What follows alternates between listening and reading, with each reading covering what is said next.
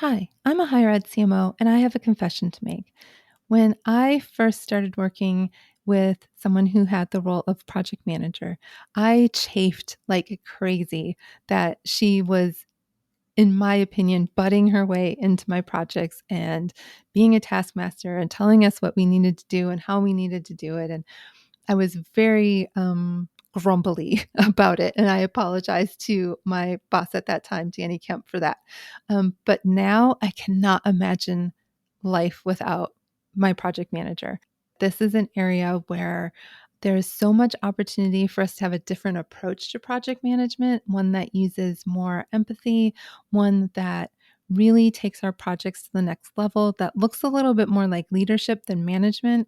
And I'm really excited about the conversation that you're about to hear with Erik Rueter. He is absolutely brilliant and just a lovely human. And I hope you enjoy this conversation.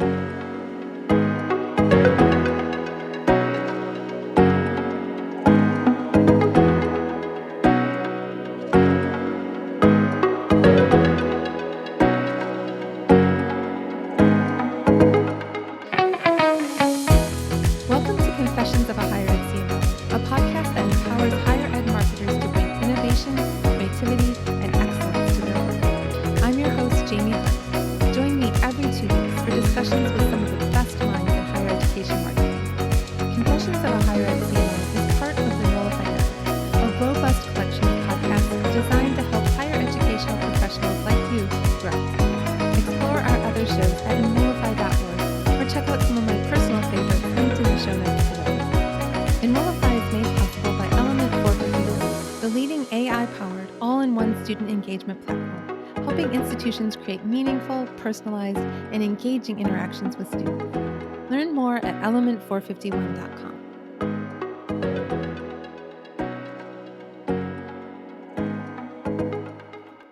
I'm here today with Erik Rueter, who is the Senior Project Manager for the American Marketing Association, my favorite, and founder and president of Human Centered Success. Welcome to the show, Erik. Thanks for having me. I'm excited to be here. Oh, I hope you've had a good day. It has been a lovely day. It's nice working from home with 2 little dogs on your lap. Oh, yes. We were just admiring his adorable pup. And I just love getting to see people's pets through the podcast. It's fantastic. So, Erik, we're here to talk about project management. But before we jump into that, can you tell us a little bit about your career journey and how you got to where you are today? I always laugh when people ask me that because, my career journey is like an ATV. Just it's not a straight line. It's just like all over the place. So I went to college for neuroscience. That was, my Wow. goal was to be a neuroscientist. And then when I got to my senior year of college, I realized I hated working in labs and I Oh, did geez. not want to do that. So at least I found out before I got out of college. And I went to San Francisco from Connecticut because I had a friend who was like, why don't we just drive across country and live in California? And so I started working for nonprofits, got into marketing that way. I had started off in administration and they kept giving me more and more marketing related tasks. And so I became a marketing associate and did that for some tech companies during the dot-com boom, and then lost my job and decided to move back home to Pittsburgh. Went to art school, got a degree in graphic design while working as a public policy analyst during the day because, those two things go so well together. Yeah, right. And then worked as a communication specialist for a grocery store chain and then for University of Pittsburgh, and then had an opportunity to move into design and publication for an internationally renowned nonprofit called Manchester Bidwell. And that opportunity was just spectacular. I was there for almost 10 years, went from being their graphic designer to, by the time I left, was the director of marketing communications and public relations. Wow. So it was an amazing amazing place to work. I got to meet so many cool people. I mean, I don't know a lot of people who spend a week hanging with members of the Japanese royal family. So No. that was pretty cool. Yeah. So got to do stuff like that. Then continued in a job for a small liberal arts regional college as their director of marketing. And it got to the point where I still really liked marketing, but had been in the industry for so long and just wanted something different, and had already had my project management professional certification through Project Management Institute, because being a marketing shop in a nonprofit, you need some structure to try to get through all of the work. So I And had, probably a lot of it. yeah, so I already had my certification, and so I had this opportunity at the Oncology Nursing Society to, you know, take the leap of faith, become a full time project manager, and just an amazing experience. And just got to work on so many different kinds of projects, from software development to event management to uh, clinical research projects. So just the whole gamut. And then COVID hits, etc. And I wasn't really looking, but on LinkedIn, I saw a post for a project manager at American Marketing Association, and I was like, "Hey, I used to be a marketer. Perfect. I mean, what a perfect Perfect." blend. And so I applied. Apparently, I was the last person whose resume they accepted Wow. into the candidacies, and within 2 weeks, they had offered me a position. It was the fastest hiring Wow. process that I had ever been through. And also, major shout out to the people and culture team at American Marketing Association for having the most inclusive Mm. hiring process I've ever encountered. I mean, Wow. completely gold star, just so welcoming, so many different perspectives on the candidates, just amazing. Pun intended. That is really cool. And our mutual friend Eddie Francis talks about the importance of that interview process and how it introduces candidates to a culture. And I love hearing that you had that experience at AMA. And it's only gotten better since I interviewed 2.5 Wow. years ago. So, and I mean, it actually, with a lot of, here's the project management tie-in. With project management evolving in the way that it is, to be less about project management and more about project leadership, and more Hmm. about team cohesion and collaboration. I've taken a lot of lessons from how our people and culture team at American Marketing Association has run things, and tried to incorporate them into my project management practice, my project leadership practice. So making sure that it's collaborative, making sure that you have a lot of different lenses on a problem. That idea of being open to learning from others to make yourself better at your job, even if what you're learning from isn't your specific line of work, I think is what kind of sets people apart. Like being willing to learn from anywhere really sets people apart. Well, and I really enjoy mashups. So I love taking ideas from, one discipline and seeing how they can fit into another discipline.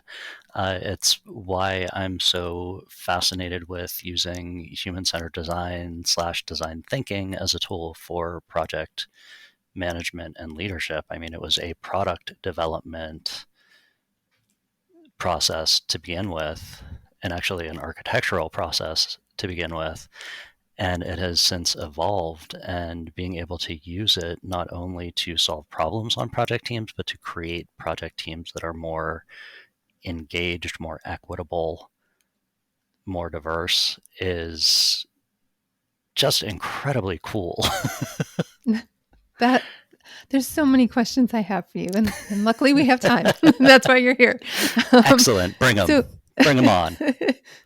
so many, and just in from what you already said, but you've mentioned human centeredness and human centered project management, and I'd love to hear what that means to you.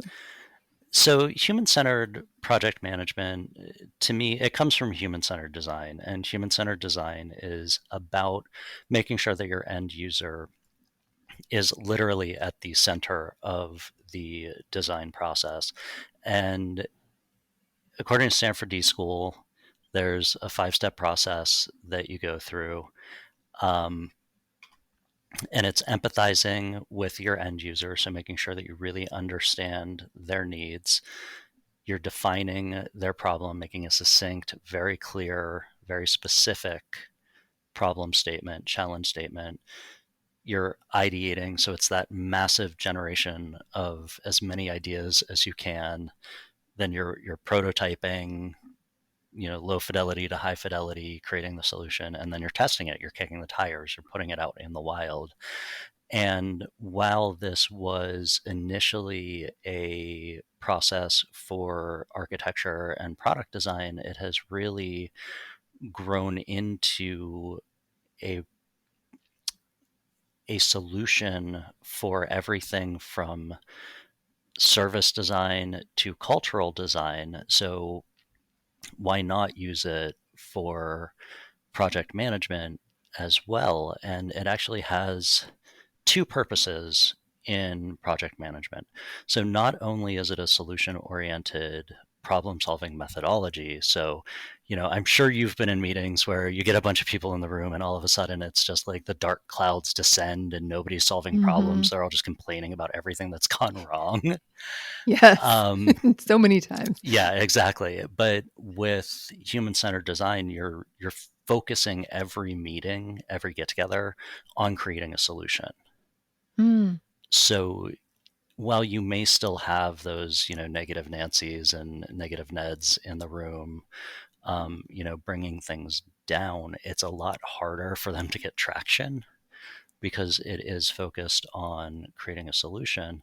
So not only are you solving problems, because of the nature of the activities that you use in human centered design, you are pulling in ideas from every single person in the room. The activities are very specifically designed to have a low barrier of entry. So you don't have to have a lot of technical know how. You don't have to be fluent in the predominant language of the organization because you can draw pictures. So there's a lot of ways that these activities create safe spaces for people. Mm. And there's a lot of ways that these activities, because they are about the end user, you're taking a lot of the politics out of things. You're taking a lot of the just personal out of it because you're focused on The ego. solutioning the ego. And Yeah. you're giving people opportunities to contribute in a way that doesn't happen if a whole bunch of people at various levels of an organization are sitting around a table. Because again, I'm sure you've been there. You get, deans in a room with admin assistants, and even if the admin assistant has a great idea, the deans at the table, they may not speak up. But if you have a whiteboard with post-it notes and everyone's doing it at the same time, that admin assistant will be able to contribute, and their idea may be better than the dean's based Right. on whatever the subject matter is. So you don't have that ego getting in the way either. So it does create a much more safe and inclusive environment. So that's one of the reasons why I love using it on project teams, is that it really allows the team to come together. And when they feel safe, when they feel comfortable, they're going to contribute more. Productivity is going to go up. Happiness is going to go up. And it becomes a virtuous circle. Hey, all. I hope you're enjoying this episode of Confessions of a Higher Ed CMO. I want to take a moment to thank my friends at MindPower who are making Season 2 of this Enrollify podcast possible. MindPower is a full-service marketing and branding firm celebrating nearly 30 years of needle-moving, thought-provoking, research-fueled creative and strategy. MindPower is woman-founded and owned, WBENC certified, nationally recognized, and serves the social sector, higher education, healthcare, nonprofits, and more.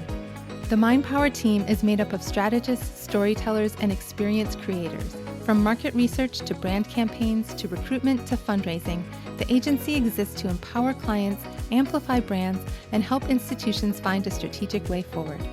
You can learn more about their work in the world by heading on over to MindPower Inc. That's MindPowerinc.com. And be sure to tell the crew that Jamie sent you their way. That sounds like just an amazing way to tackle project management.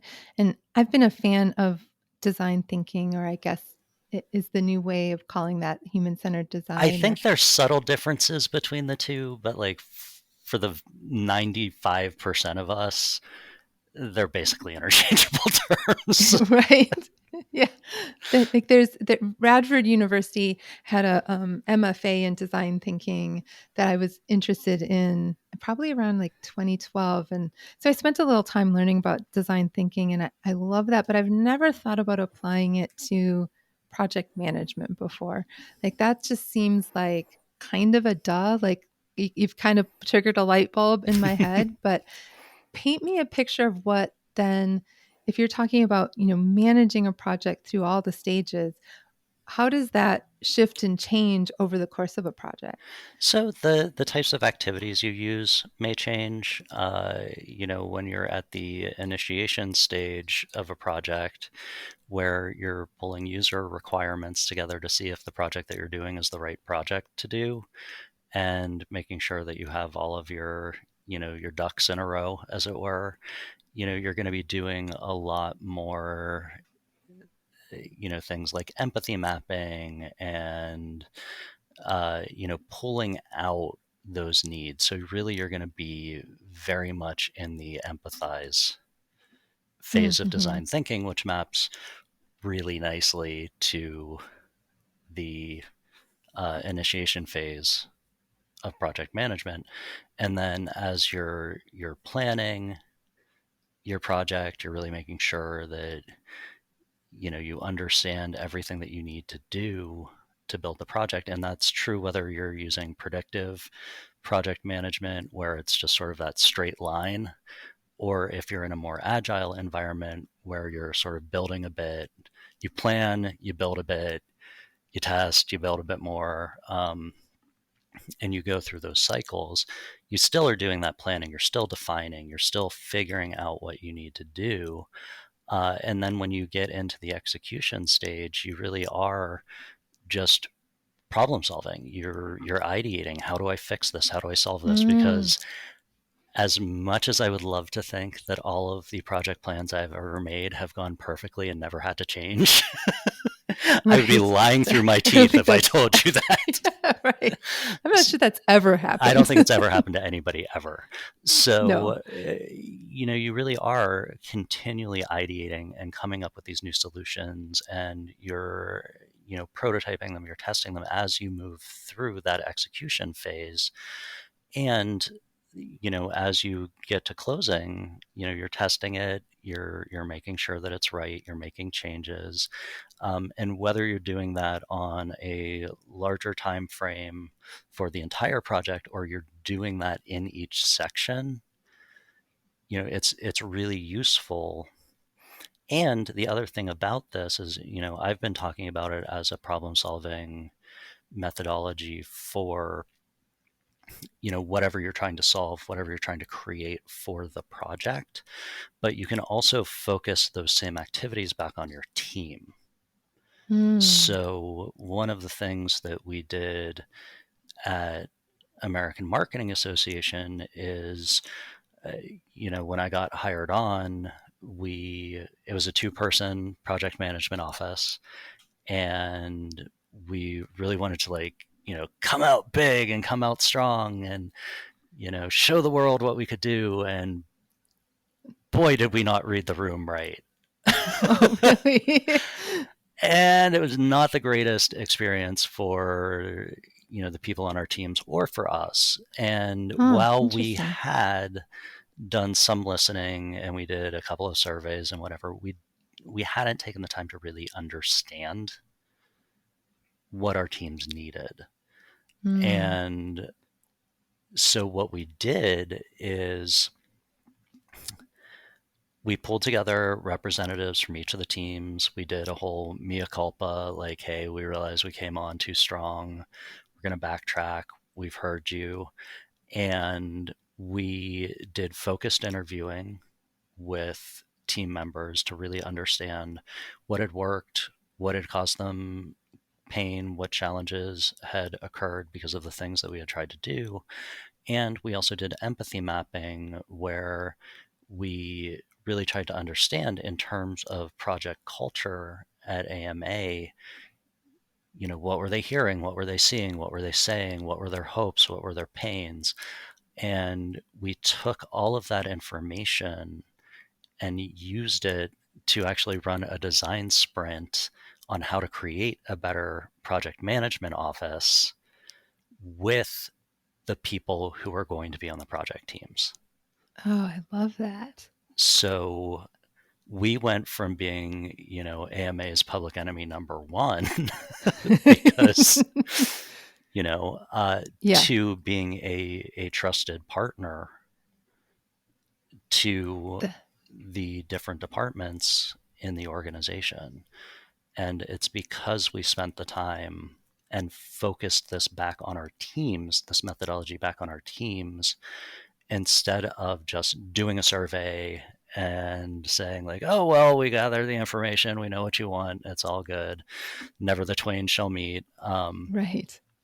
So it's a really powerful tool for project management in terms of getting things done and solving the right problems, but it's also a really powerful tool for project leadership and making sure that your teams feel supported, feel seen, feel heard, and have what they need to actually do the work at hand in a way that brings them joy and energy and doesn't drain them. Yeah.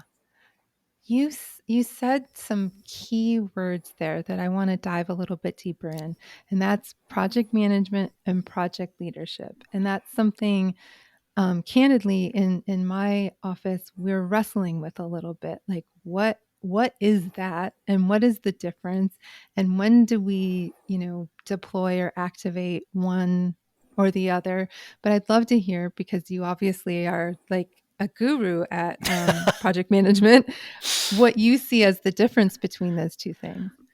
So what the difference that I see, and this is a change that's occurring across the profession, which has been fascinating to watch over the past, I don't know, I've had my project management certification for 14 years, something like that. Um, and the profession has gone from a very technical profession of calculating earned value, calculating the critical path through a project schedule, and these very particular and specific skills that were focused on making sure that people did tasks. Hmm. So to me, project management is really task management. Hmm.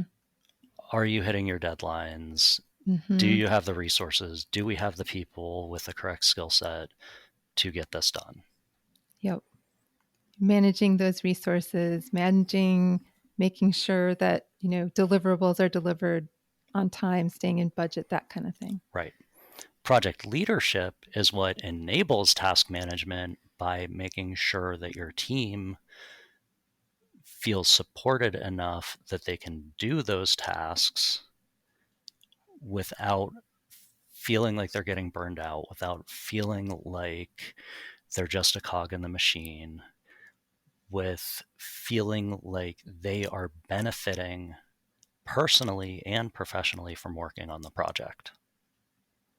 That's So, amazing. one of the things that I try to do, and to various levels succeed, is to make sure that people understand that they should have something that they are personally working on related to the project that they are working on. So, are they trying to be a better communicator? Are they trying to learn how to use a different software? Are they trying to learn more about a different department and how they function? And if you can tie that personal goal to the professional goal of the project, to the unique product service result that you're building, then your team's going to be more engaged. Productivity is going to go up. You're going to get a better product. Company's going to be happier. Hopefully, that will lead to more resources for your teams when you show Right. that your team is rocking it. Um, so, to me, that leadership piece is what my entire profession is moving toward, particularly with the Mm, advent of AI. mm, Some of the typical tasks of a project manager mm-hmm. are going to be automated. I Yeah, that mean, makes sense. I would be lying if I said that I hadn't taken my ridiculously incoherent meeting notes, fed them through ChatGPT, and had them spit out as a like, wow, that would have taken me 2 days to make heads or tails out of all of these random notes that I took. Yeah. And so it's going to become more and more important as these technical tasks are taken over by AI to really put the humans in the center of the projects, of the teams, and That eventually of the success, right? that makes perfect sense. I just did a Coursera course from Vanderbilt University on prompt engineering and Chat GPT and all of that. And one of the things that the instructor was talking about was that you can use Chat GPT, you can use an AI tool to record a meeting, pop that into ChatGPT and ask ChatGPT, what did we miss? What didn't we talk about in this meeting that we should be thinking about for, let's say it's an event that you're planning? What Ooh, that's a in good one. ChatGPT, right? And then Mm, ChatGPT can say, you didn't talk about parking in this conversation, or you didn't talk about the logistics of this. And then in that same lesson, he said, you can ask ChatGPT, can you create a list of assignments based on what was said in this meeting? And it would yeah. say, well, Erik agreed that he would reach out to this office to talk about that or whatever. And it just blew my mind to Mm-hmm. think eventually, and hopefully not too long, that'll be built into the project management tools that we're Oh, using. it's already on the way. I mean, we use Asana at AMA, and they're continually rolling out new smart tools within the software solution. And by the way, no means a recommendation or not recommendation for Asana. It just happens to be the tool we use. Right. Um, but so many pieces of software are rolling those out. I mean, even look at graphic design and Yeah. marketing. Yeah. I was looking at Canva the other day, Yeah. and it's got these smart design tools that Yep. are all It, AI based.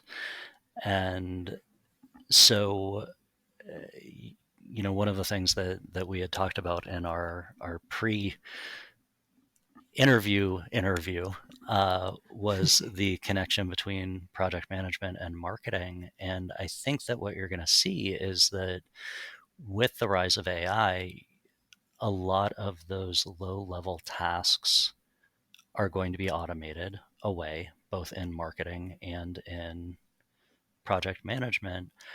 And so it is going to be more important for people to be able to connect with each other to create solutions that are enabled by AI. So you're going to have that in common across multiple industries, but I definitely see it between project management and marketing. And the other reason why I think that project management and marketing, as a little sidebar, are really similar is at the end of the day, if you are doing both of them correctly, you are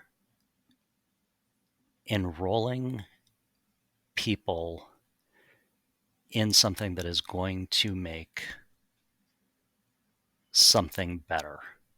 Hmm. Yeah. So for marketing, you're enrolling people maybe literally in a school Right. Right. or, enrolling them in purchasing a product or purchasing a service. And in project management, if you're doing project leadership correctly, you are enrolling your stakeholders in the outcomes of the project and saying, this will benefit you in these ways. So you're actually using, like, I use my marketing background all the time in project management for stakeholder management because it's about looking at who you're serving through the project I and love that. connecting them to the benefit. I wonder if there's people listening right now who are marketers who've had an interest in project management who are going, you know what, that makes sense. This is a career path I want to pursue. And I'm also wondering what percentage of listeners actually have a project manager or project management process on their team. Um, I have been in higher ed for 20 years. This is my 20th year. And it's only in the last 3 years that I've had a dedicated project manager on the team. And now, right now, it's actually a director level at my current role. And she's in my suite and she's indispensable. And if anybody ever tries to recruit her away, I will go to their house and steal their dog. That, Oh, that will be the well, trade I off. guess I I'm not know. trying to recruit her because you're not getting my Right. puppies. Right. Right. Do not even try. That's my threat for everybody. If you try to steal any of my staff, that's what I'm doing. And trust me, I will. But she's indispensable. And I can't imagine living without somebody who's doing all of that work. And I mean, for me, the reason why I love doing it is because it's about the connections. Yeah. As I said, I can get AI to take notes. I can get AI to do, you know, critical path scheduling. Like, that's not exciting to me. What's exciting to me is empowering people to bring their best. Yeah. And I have yet to see an AI program that can do Right. that. Right. So there's also, I mean, if you look at the statistics, project management positions are exploding. I mean, there's Yeah. exponential growth. And I remember when, I first even became aware of project management as a thing. Project management was basically construction and software, Yeah. 15 ish years ago. And now I'm seeing, senior project managers for diversity, equity, inclusion initiatives, Wow. project managers for marketing, project managers for products. So you're seeing the fact that it is not just a one discipline career. Yeah.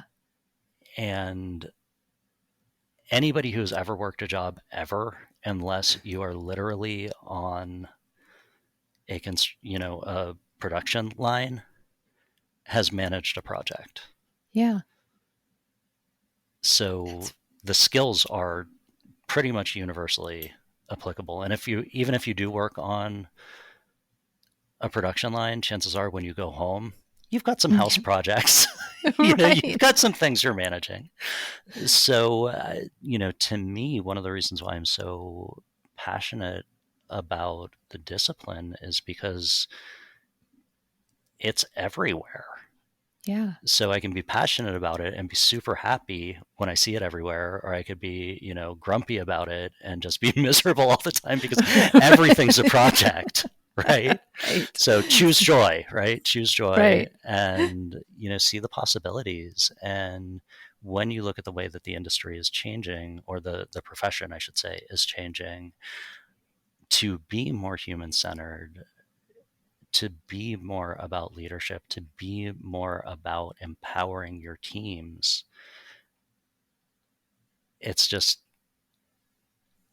such an amazing shift in mentality from worrying only about the statistics to worrying about the people. And of course, the irony of this is when you worry more about the people and support them, your statistics in the long run are going to be better.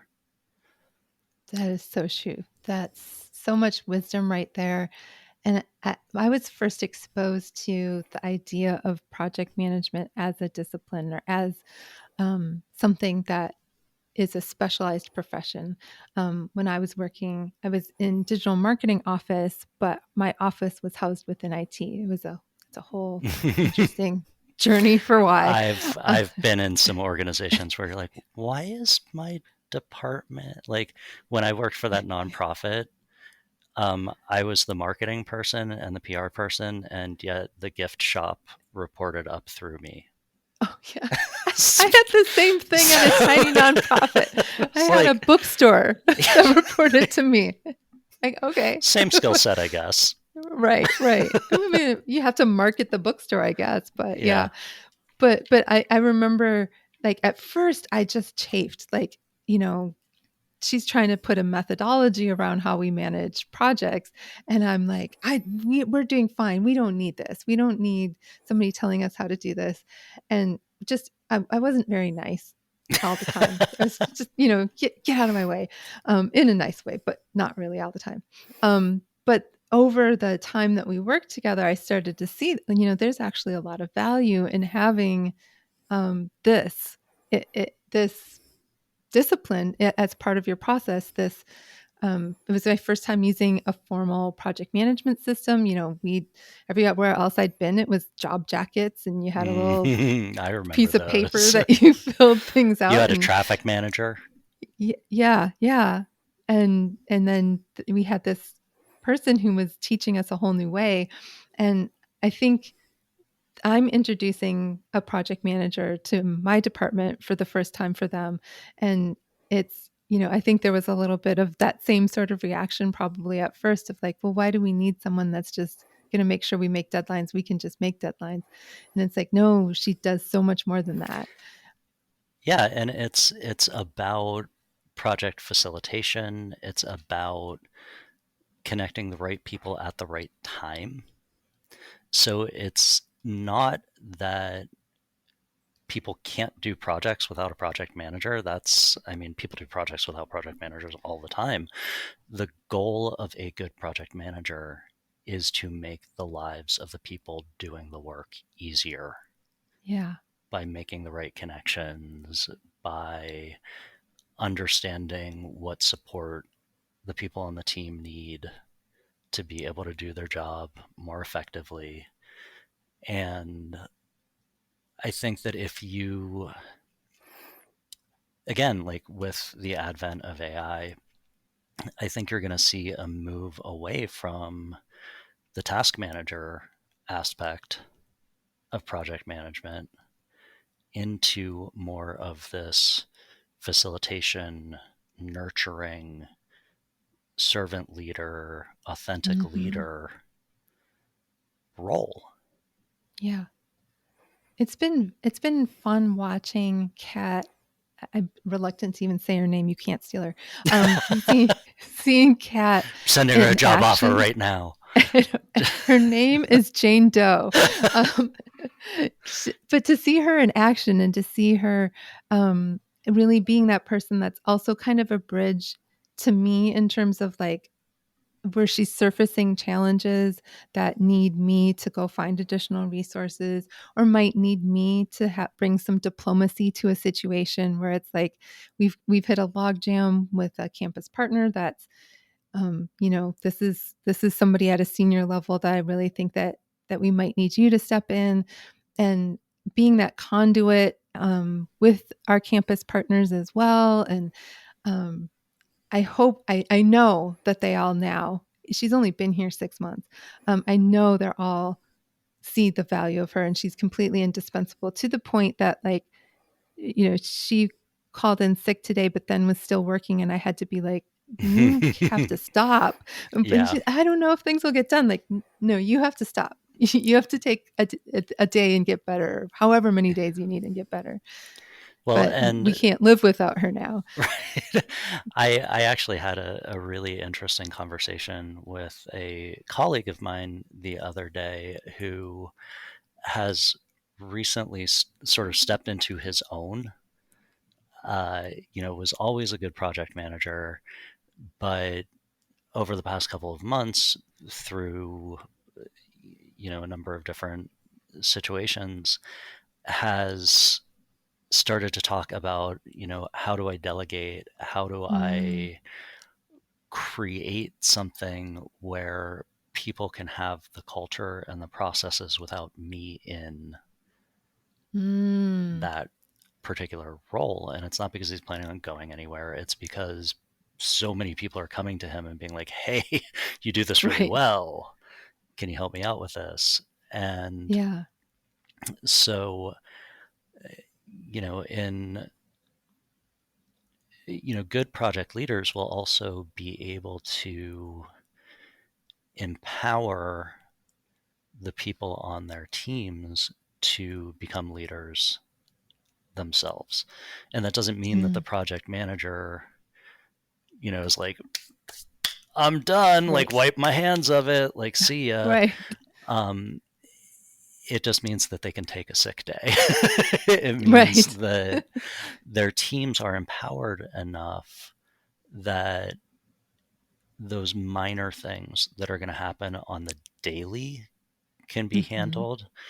Hmm. And then, as you pointed out, then the project manager can focus more on, hey, what are the big roadblocks? What are the things that are going to derail this project that, from my vantage point, seeing all of these different departments and all of these different pieces, I can see, but Mm, maybe my team members can't, so that I can go and tell Jamie, hey, I see this thing coming. We're going to need more resources. We're going to need your diplomacy. We're going to need, whatever it is.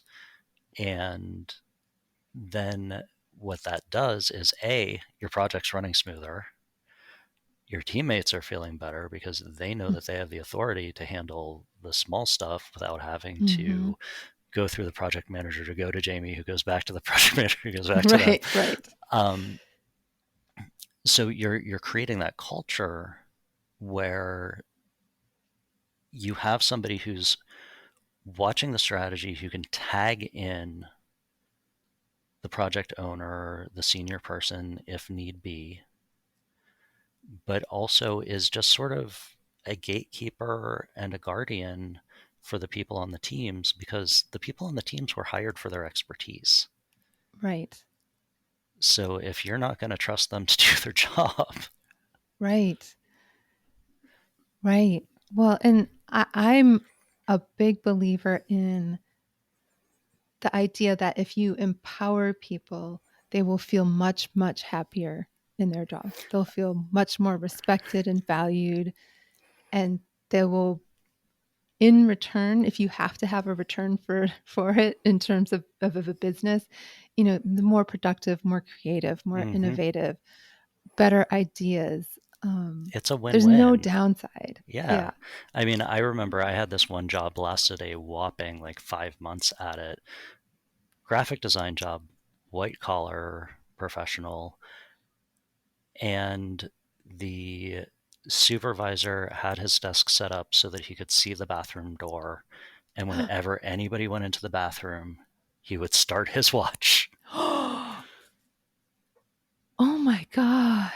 and would be like, I'm "You were in the surprised you lasted bathroom." a whole 5 months.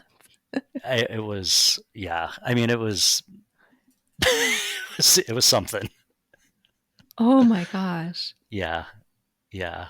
And of course, That's like I didn't do great work. no, You know, no. of course, I wasn't willing to go the extra mile. I wasn't willing to go a mile, let alone an Right. extra one. Right. Um, Yeah.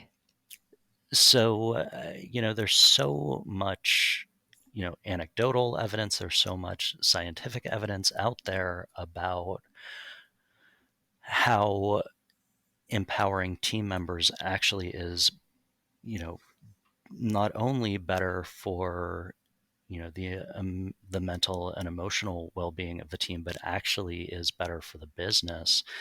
Yeah. And yet it shocks me every day because you always hear horror stories. Yeah. Oh, constantly. and There's so many bad leaders out there. and one of the reasons why I am working with Project Management Institute and speaking at their conferences and going to their chapters and leading workshops is because I want to make sure that nobody that I train or that interacts with me is ever starting their stopwatch when someone walks into the bathroom, right? I want to make sure that we are developing a, a project culture that empowers our team members, that uses human centered methodologies, whether it's design thinking or just being human centered in general, to create products, services, and results that are going to make people happier, make the world a better place, and not just be about the grinding out of, more profit, more profit, more profit. Yeah. I, I could go on a whole side tangent about capitalism here, but I'm gonna We'll choose to table stop that one because with that would be that. what, like 8, 9 more episodes with me. And Right. We could just do I could do a whole podcast on that. I'm putting a pin in it because once I get on my soapbox, I can't get off. But I do want to pivot a little because you yeah. mentioned something earlier and you recently posted about this on LinkedIn, and that hmm is creating empathy maps. hmm And I would love to hear a little bit more about that. That is a new concept to me. Okay, so empathy maps are basically a visualization of a guided interview or guided survey. So, what you're doing is you are pulling data on a specific topic from a specific group of people. So, for example, when we did our empathy maps within American Marketing Association about the PMO, our question to them was basically how might we make the project management process at AMA as friendly as possible and as user friendly as possible. And then we had an empathy map for our production team, our communities team, and we interviewed the teams and said, so in terms of project management, what do you need to do? All right, so we took all of those notes. What are you hearing other people say about project management within the AMA or just project management in general? Write down all of those. And basically, you go through this series of interview questions, which, again, with larger groups can also be just a push survey. Um, and you're basically using them to create a persona. Mm, So with us, we were doing it for people who were either going to be on our teams or going to be impacted by the work that we were doing. And it serves a lot of different purposes because you're surfacing challenges you're surfacing, hopes that people want to get out of, whatever the situation is. But you're also listening to people. You're also making them feel seen and heard, which unfortunately in a lot of organizations is not something that people encounter. Hmm. And so when you take this tool, again, which was initially used for, product development research, and you turn it back on your team, you're basically saying, I really care. Mm. I really, you know, have empathy, right? Like, I want to know what is going on related to this problem so that we can take steps to make your life easier, so that we can enhance the things you like and we can reduce the things that you don't. We can remove the roadblocks that we can. And you end up with this beautiful visual representation of what's going on. Mm. And then you're not going to be able to implement everything. There's always stuff that's going to come up that, budgetary reasons are like, no, I can't get everybody on the team a pony. I'm sorry. Like, that's Right. just not, I But it realize would make me weekly so happy. weekly horseback rides would be wonderful for the team, but it's just not in the budget. And where would we put the ponies? Um, but if you're open about which pieces of it you can address and which you can't,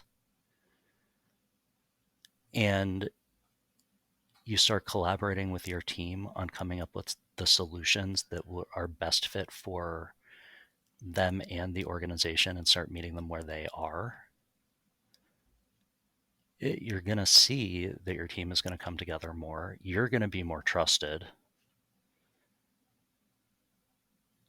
as you are not only listening to them, but reflecting back to them what they've said and being honest about what you can change and what you can't.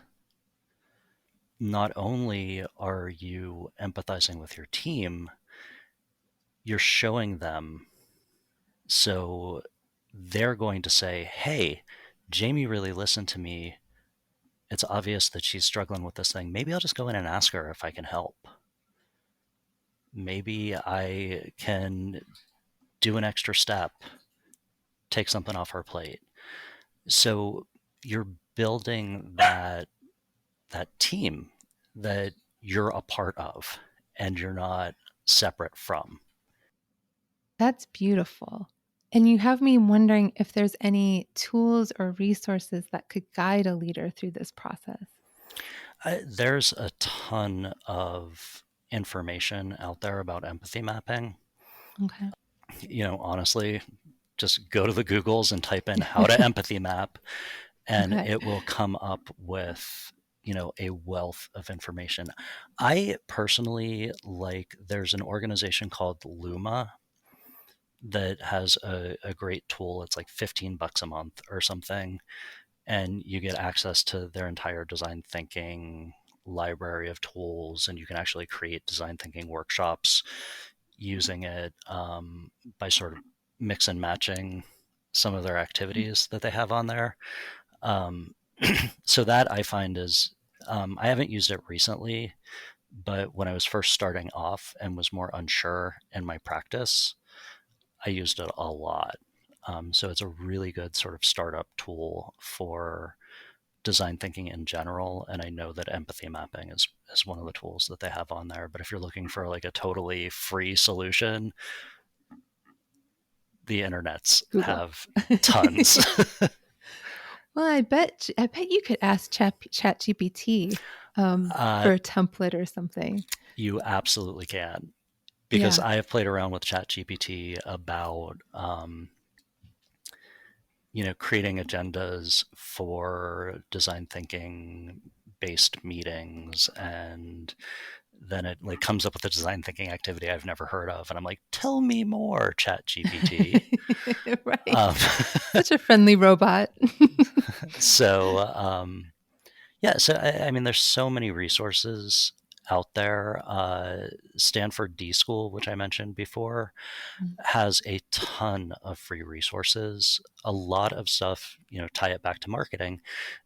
They've got a lot of stuff on there about unlocking creativity and Mm, using design thinking and focused interviewing to unlock people's blocks against being creative. So many people think that creativity means that you're an artist or a musician, mm-hmm. and that's absolutely not true. I know. Right. I mean, shout out to Jeremy, our CFO at AMA. I have never seen people be able to do the things he does in a spreadsheet. It is a thing of awe and beauty. Um, and if that is not creativity, I do not know what is. Yeah. Well, even problem solving is creativity, right? You're creating from nothing a solution to a problem. Yeah, Um, and I think project managers, I would wager that having strong problem solving skills is a key asset in a project it manager. is one of the top skills.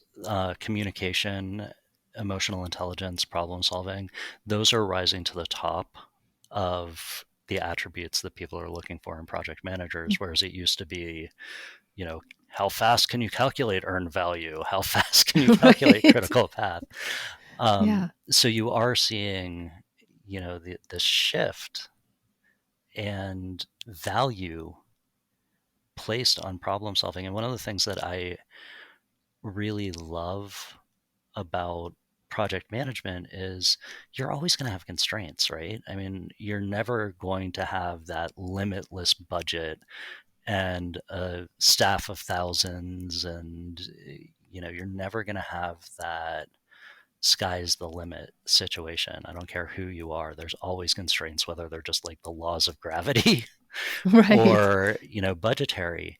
And my definition of creativity is how how innovative can you be within the lines, Hmm. because you're not always going to be able to color outside the lines. Right. So the real test of creativity is how beautiful can you make the things in the lines that you have. Oh, that's awesome. I feel like that belongs on a t-shirt. That's like the quote of the day. I love it. I love it so much. Because I mean, think about Um, it. Like, if you're a musician, everybody's like, oh, they're so creative, they can do anything. Well, no, they can't. The minute they picked up that guitar, they set limitations for themselves. That guitar can yeah, only do so many things. The minute right. an artist picked up a paintbrush, they're Right. limited by that medium, Yeah, but they're still geniuses. And so right. a project manager, a marketer, can still be creative geniuses. It's just in a different set of constraints in a different discipline. Yeah. I love that way of thinking.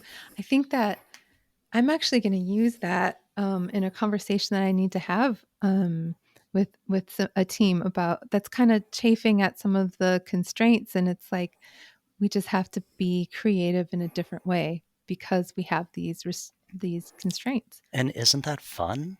I mean, isn't Yeah, it yeah, fun to be able to say, okay, how can I really stretch myself to do something awesome when I don't have an unlimited budget, when I don't have an unlimited staff? And that's one thing, here's my soapbox for a second. One thing that always really chafes me about, a lot of industry awards is that they're all like, oh, here's an industry award for a small project of, $5 million.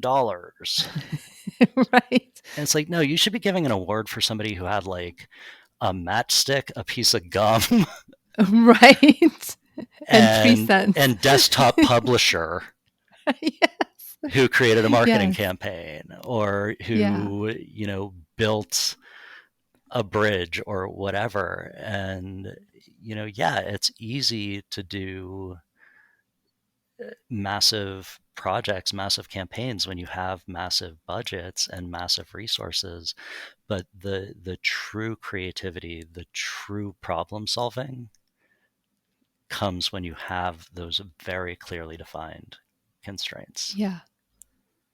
I honestly, there's two awards in my award, I don't know, library that I've gotten that I'm really really proud of. One is um, uh, best innovative online project, and one of the reasons I'm really proud of that is because I was at a little school that had a budget of like $3,500 or something for this project, and we beat out. Um, I'm not going to say which schools because I'm friends with the CMOs there, but we beat out flagships um, that had, and it was, in case lets you see the entries. And so we came in first ahead of a couple of flagships. And I was like, damn straight we did. But we had to be really innovative and creative with how we Exactly. tackled that project. And the other one was, best something on a shoestring. Like we There should be more of did. those. Yes, There should be we more had, of those awards. yeah, like we had like it was like a project that had less than $5,000 budget, and what results were you able to get with that? And it's like, yeah, I mean, sure, if you're a flagship campus that has a budget of $20 million to do something, you're going to be able to, in theory, accomplish so much more. But if you can do the same thing with $5,000, and that's why I You don't. are a genius.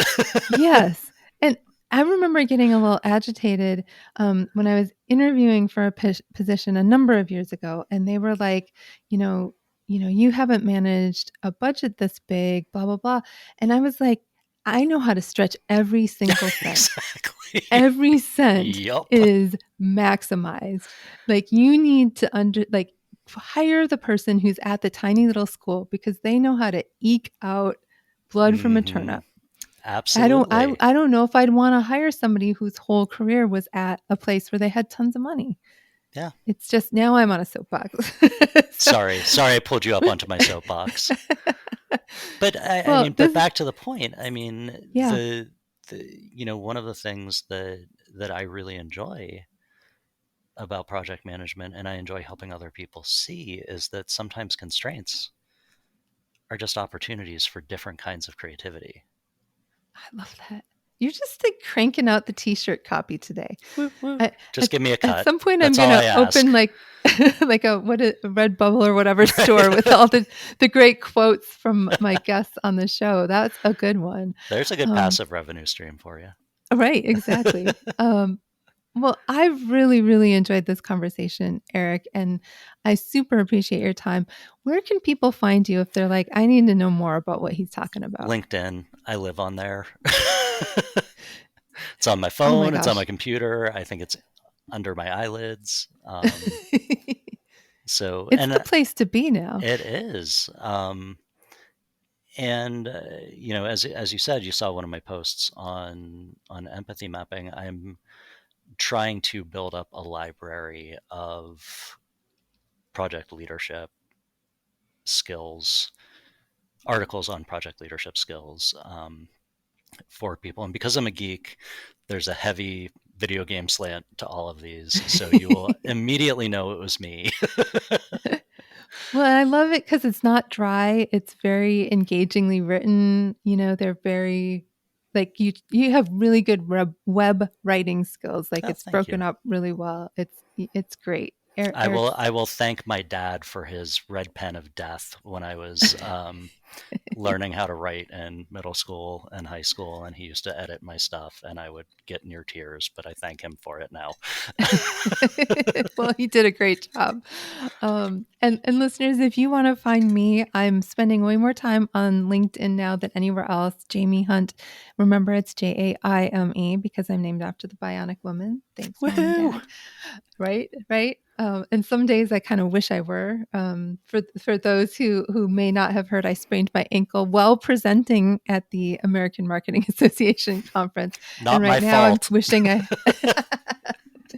And I don't know I that didn't trip project. her.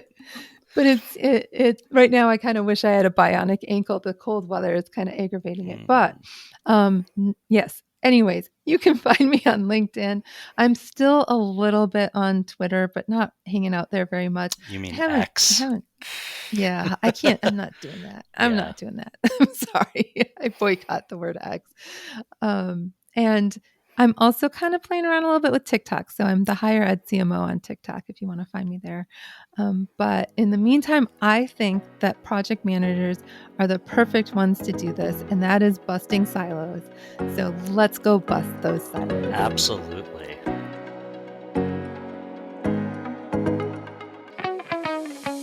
Confessions of a Higher Ed CMO is part of the Enrollify podcast network. If you like this podcast, chances are you'll like other Enrollify shows too. Our podcast network is growing by the month, and we've got a plethora of marketing, enrollment, and higher ed technology shows that are jam-packed with stories, ideas, and frameworks, all designed to empower you to be a better higher ed professional. Our shows help higher ed marketers and admissions professionals find their next big idea and feature a selection of the industry best as your host. Learn from Mallory Wilsey, Seth Odell, Jenny Lee Fowler, Eddie Francis, and so many other of your favorite leaders in higher ed.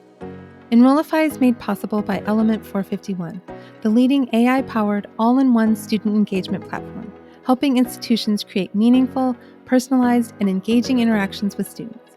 Learn more at element451.com.